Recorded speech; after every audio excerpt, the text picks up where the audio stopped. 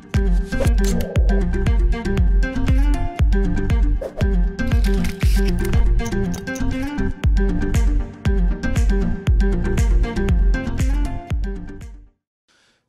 d'attente, perte de temps et risque de corruption devant les guichets pour payer ses impôts. Toutes ces tracasseries sont désormais finies. La solution est toute trouvée. Une plateforme numérique de télépaiement fiscal créée par la Direction générale des impôts est au service des contribuables. Le gouvernement, dans le dessein d'améliorer les recettes fiscales, a initié une palette de réformes. Des réformes pour dématérialiser les procédures, les améliorer, étendre les systèmes de contrôle et pour élargir l'assiette fiscale ont été implémentées. L'objectif général de cet aménagement et cette migration vers le numérique est l'optimisation des échanges entre l'administration des impôts et les contribuables. Depuis 2018, les entreprises du Bénin ont commencé par déclarer en ligne et payer en ligne également leurs impôts comme le font les contribuables des grands pays. C'était les grandes entreprises, c'est-à-dire celles dont le chiffre d'affaires dépasse 1 milliard. Aujourd'hui, nous sommes à un taux d'adhésion de 100%, c'est-à-dire que l'ensemble des grandes entreprises souscrivent en ligne et payent en ligne. En 2019, nous avons engagé la même réforme au niveau des moyennes entreprises, donc celles dont le chiffre d'affaires est supérieur à 50 millions.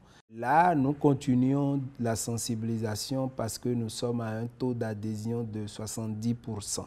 Et nous continuons de faire cet effort-là parce que nous estimons qu'en améliorant les conditions de dépôt et de paiement des impôts, que les entreprises vont réduire au maximum le temps consacré, jadis, au remplissage de ces déclarations et le temps qui est perdu pour aller certifier les chèques à la banque, pour venir faire la queue à la direction des impôts et payer sa cotisation. Donc, ce que nous faisons aujourd'hui permet à l'entrepreneur de gagner du temps, de consacrer ce temps à produire la richesse.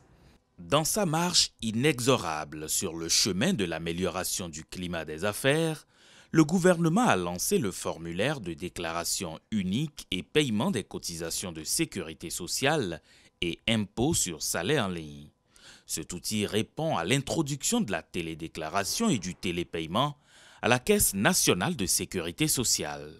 C'est l'employeur qui procède à la télédéclaration et au télépaiement qui va faire les ordres de virement sur les comptes de l'administration fiscale et sur le compte de la CNSS. Donc, l'employeur pour la caisse et contribuable pour les impôts se rendra compte lui-même de ce que les fonds de la sécurité sociale sont bel et bien protégés. Aujourd'hui au Bénin, depuis son bureau, le chef d'entreprise peut en un seul clic transmettre ses états financiers à un expert comptable qui, à son tour, pourra les envoyer à la direction des impôts. Grâce aux réformes de transition fiscale, la fiscalité intérieure prend le pas sur la fiscalité de portes. Pour soulager la trésorerie des entreprises, l'article 243 du Code général des impôts a prévu que les entreprises qui réalisent les acquisitions de biens d'investissement de valeur supérieure à 40 millions pendant un bimestre civil ont la possibilité de demander que cette TVA leur soit remboursée. Le ministre de l'Économie et des Finances a délégué entièrement la possibilité à l'administration fiscale donc de procéder à ces remboursements pour accélérer la procédure et permettre à ces entreprises de ne pas avoir des difficultés de trésorerie. En la matière, on a eu à fin 2019 un montant total à rembourser de plus de 4,7 milliards. Une administration fiscale qui se veut moderne ne peut pas vivre en marge des progrès technologiques susceptibles de contribuer à la modernisation de la gestion de l'impôt. Avec la loi finance 2020, nous avons voulu rationaliser les impôts qui sont dans le code général des impôts en supprimant certains et en fusionnant d'autres. Nous avons supprimé une bonne dizaine d'impôts. Vous avez les petites taxes qui sont payées sur l'enlèvement des ordures, la radio, la télé, les taxes spécifiques qui sont payées au cordon douanier également. Au niveau des impôts fonciers, nous avons fusionné l'ensemble des impôts qui existaient sous une seule appellation qui est la taxe foncière unique. Et tout ceci permet d'améliorer le climat des affaires et d'éviter que les entreprises ne soient appelées à supporter beaucoup d'impôts. Cette réforme offre donc l'avantage de débarrasser l'administration fiscale des cargaisons de papier. C'est donc une innovation majeure qui profite aux opérateurs économiques et chefs d'entreprise. Et ça fait plus de 2 ans que nous avons déjà commencé à faire toutes nos déclarations en ligne.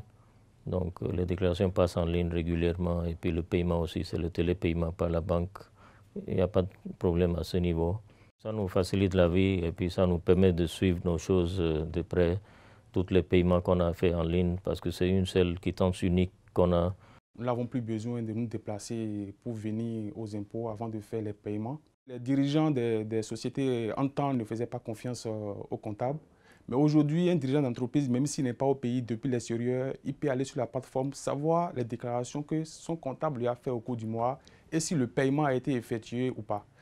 Cette révolution place ainsi le Bénin en bonne position au sein de l'espace UEMOA et permet à l'administration des impôts d'être plus moderne, ce qui offre beaucoup plus de sécurité et de sérénité aux contribuables.